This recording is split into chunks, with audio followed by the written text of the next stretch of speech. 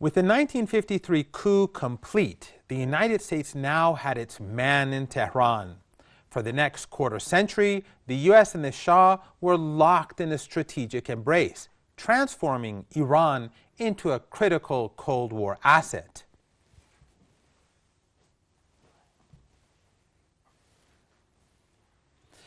The relationship was transactional. In exchange for submission, the Shah received large amounts of U.S. military aid, making Iran the region's most powerful force.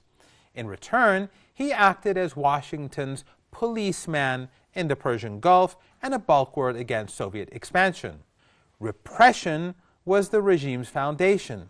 The Shah relied on Savak, a feared secret police force trained by the CIA and Mossad to crush all dissent through torture, imprisonment, and disappearances.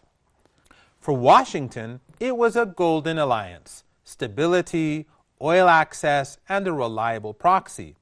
But on the streets, the tools of control, the secret police, imposed westernization, and the reality of being a client state were forging a deep, smoldering resentment. That resentment turned to outrage in 1964 with the Capitulations Law.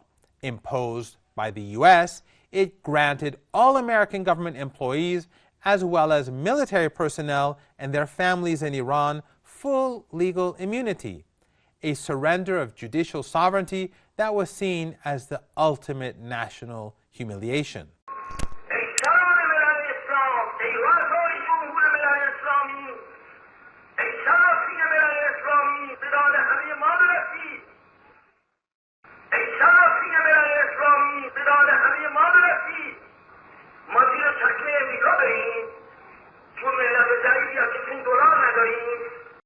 The backlash was immediate.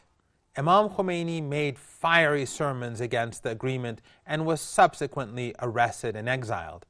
U.S. State Department analysts warned that his views were symptomatic of widespread popular opposition, and that this new anti-American sentiment made Washington's task far more difficult. American money, guns, and political support kept the Shah in power. His absolute power guaranteed American access to oil and a strategic foothold. Each cycle of support, each new weapons deal that imposed thousands of well-paid U.S. advisors with it, each endorsement of his repression further inflamed the public resentment. The relationship was thus built on a fundamental contradiction of empire. Washington imposed top-down social and economic reforms to create an obedient, modern, and stable client regime, while simultaneously fueling the Shah's insatiable appetite for expensive American weaponry.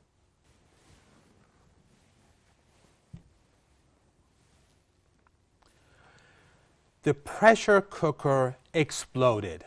On February 11, 1979, after many months of nationwide mass protests, strikes, and bloody crackdowns, the Shah's regime collapsed.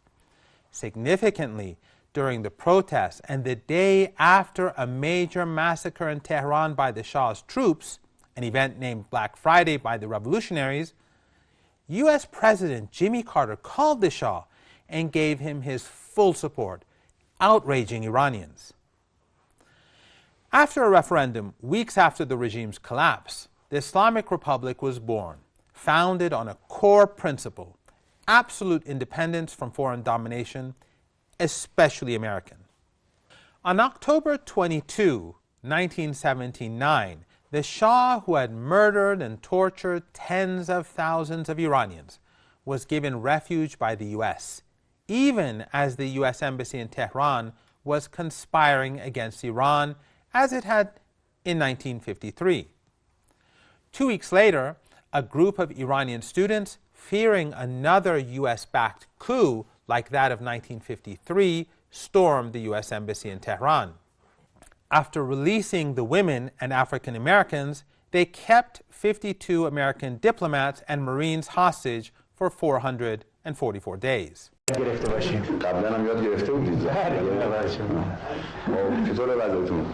همینطور که می‌بینی دیگه. خب از لحاظ وضع سکونت، غذا، بهداشت والا خوبه دیگه. چیکار کنیم؟ ما باید بسازیم. نه خب مثلا کمبودی، اشکالی، نقیضه‌ای وجود داره میشه برطرف کرد. نه از اون اشکالات که وجود نداره. اشکال کار فقط یکی اصلیه که همین که اینجا هست. همین که اینجا هستیم. امیدواریم ان شاءالله که زمامداران مستبد عالم سر عقل بیان. ان شاءالله. مجرم ایرانی رو بدن، شما ان شاءالله با سلامت و راحتی برگردید و برید. ان شاءالله. For America, the images were a national trauma played out on nightly news. Blindfolded Americans and angry crowds chanting "Death to America," a slogan directed at Iran's tormentors, not ordinary Americans. President Carter's presidency was consumed by the crisis. A military rescue attempt, Operation Eagle Claw, ended in a desert sandstorm with crashed helicopters, a destroyed airplane, and dead servicemen, a symbol of imperial impotence. In Iran, the embassy was not seen as a diplomatic post, but as a den of espionage, the same command center from which the 1953 coup had been plotted. The students were adamant not to let history repeat itself.